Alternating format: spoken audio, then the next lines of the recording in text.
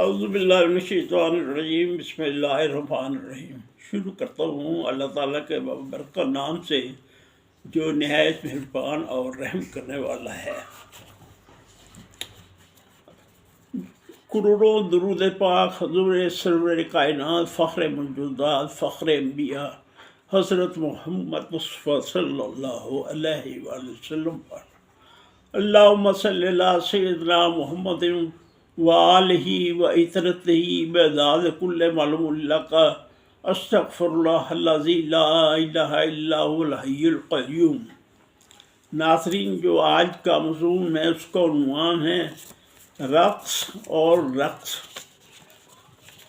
رقص ایک ایسا فن ہے جس میں جسم کے مختلف اعضاء کی تھرک، جھولنا اور دنیا مافیا سے کچھ وقت کے لیے اپنے جسم کو محفوظ یعنی راگ اور تال سے ملی سروں کے ہاتھوں نمائش ہوتا ہے۔ تال اور راگ کو سارے گاما، پادھا، نیچا، روہی اور سانی، دھاپا، ماگا، ریسا، اروہی سے ترتیب دی گئی دھنوں اور شامل سروں کے آلات رقص کو تقویت کے لیے جیسے طبلہ، تالی، سارنگی اور ہارمونیم سے نکلتی آوازوں کے ملاپ اور بیسیوں موسیقی کے آلات جو ہمہ وقت رقص کو تقویت کے لیے جسمانی اعضاء کچھ کر لینے کے سعی کرتے نظر آتے ہیں، جو سامعین کی نظروں میں ایک انجانہ سکون ہے، جو سامعین کی نظروں کو ایک انجانہ سکون بخشتے ہیں۔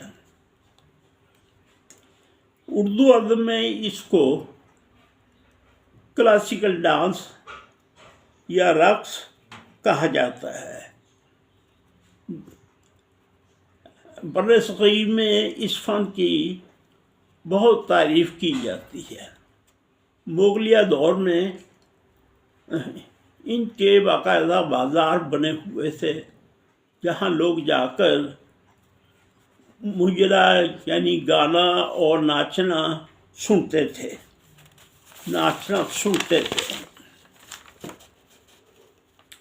اور اچھا معاوضہ بخشش انعام کی صورت میں حاصل کرتی ہیں۔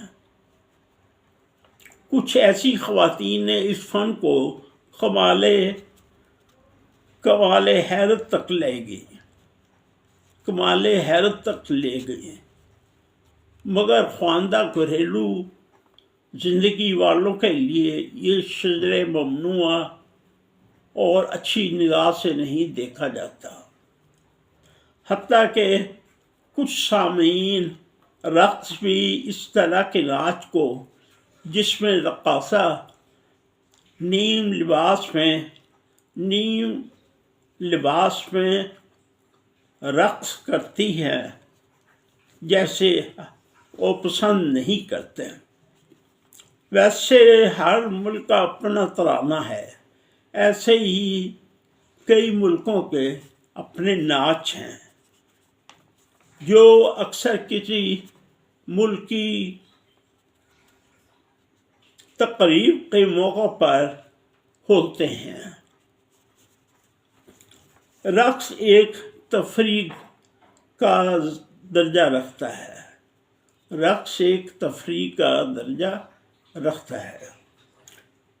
رقص سکھانے کے لیے کئی ادارے ہیں،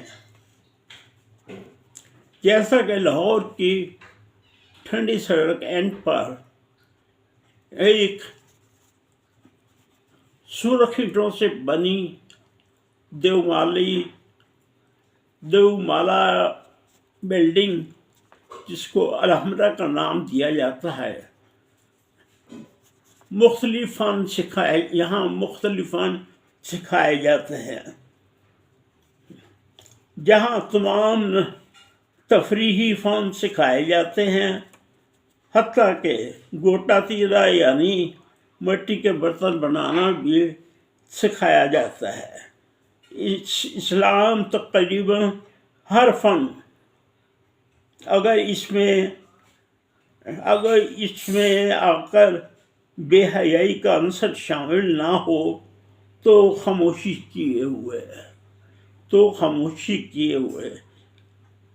اسلام مقرر کرتا ہوں، اسلام تقریباً ہر فن اگر بے حیائی کا عنصر شامل نہ ہو تو خاموشی اختیار کرتے ہیں۔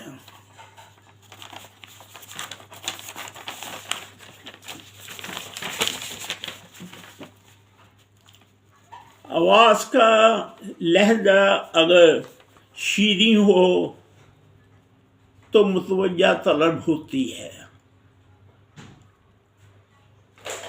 آواز کا لہجہ اگر شیریں ہو تو توجہ طلب ہوتی ہے۔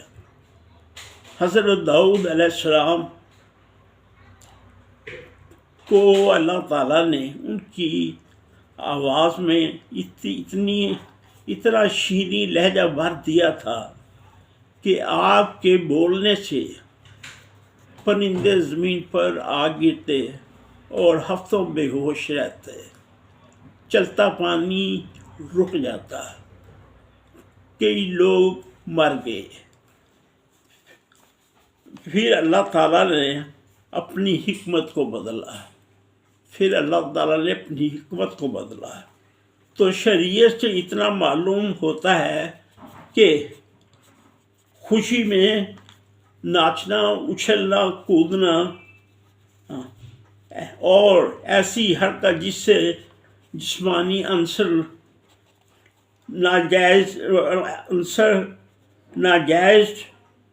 جائز ہو، جس سے بے حیائی کا عنصر نہ ہو، جائز ہے۔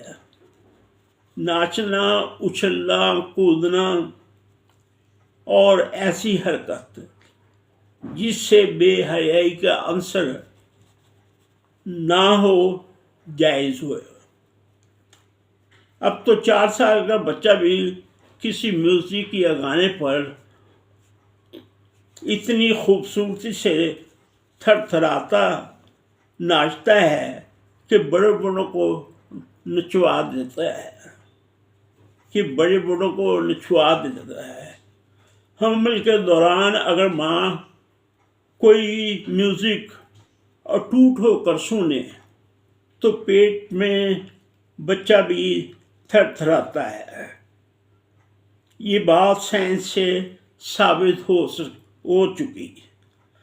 رقص کی اصل نہیں ملتی، لیکن تصوف کے اندر یہ ایک مذہب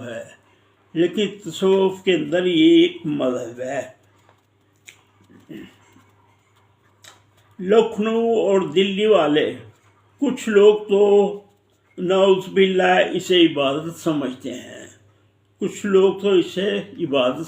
ہیں تاکہ وہ اپنے بھگوان کو خوش کر سکیں، مگر آج تک کوئی ثابت نہیں کر سکا۔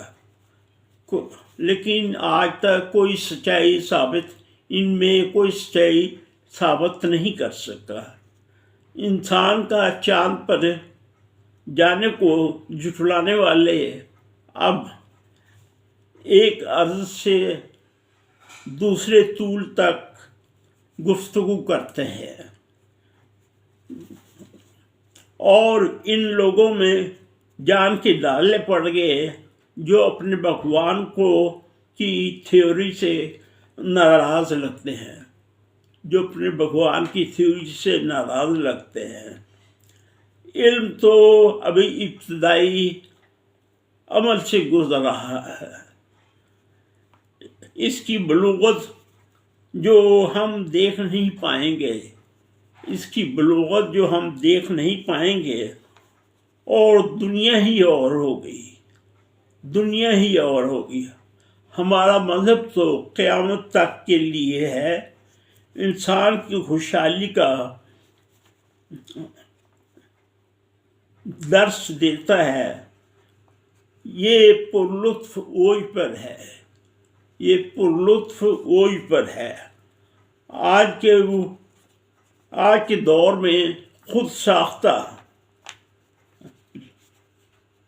ایک جماعت جو اپنے ولی پیدا کر رہی ہے، ایک جماعت جو اپنے ولی پیدا کر رہی ہے، ان جعلی پیروں نے ان آج کے نوجوانوں کو اپنے چنگل میں ایسے جکڑا ہوا ہے کہ بے دین جس کو نماز بھی نہیں آتی،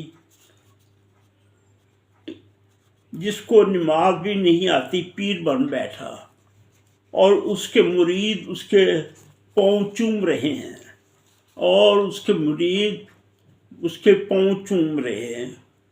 کچھ لڑکے والے کسی قوالی کی آواز پر خود پر جھوٹا وجد طاری کر کے ڈھول کی تھاپ پر ناچتے ہیں، اور تھک کر پیر صاحب کے چرنوں میں گر کر ہانپ رہے ہوتے ہیں کہ اپنے پیر کی آشیرواد حاصل کر سکیں۔